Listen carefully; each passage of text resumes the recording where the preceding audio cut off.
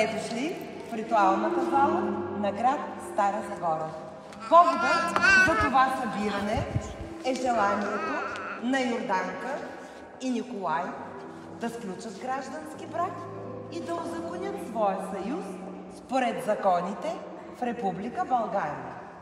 За да бъде законно сключен вашият граждански брак в съответствие с изискванията на Семейния кодекс в Република България, е необходимо пред мен, като длъжностно лице по гражданско състояние пред вашите свидетели и гости, още веднъж устно да потвърдите вашето желание.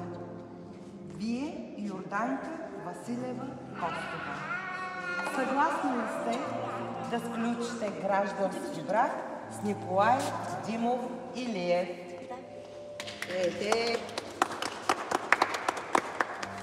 А вие приемате ли Йорданка за своя законна съпруга? Да. В отговор на вашето желание е съставен и вашият акт за граждански брак. За да има той законна сила, е необходимо вие и вашите кумове да подпишете.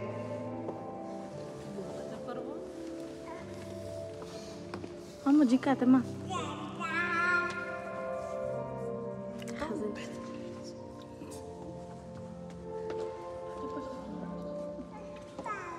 Младоженеца? Да, ди. Джик, дай да пръкате. Да, джиква. Тук ли? Да.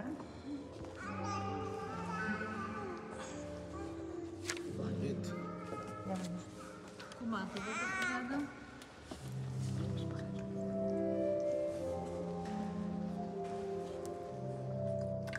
Да, джиката, че. Благодаря. И кома. За най-сериозния кум.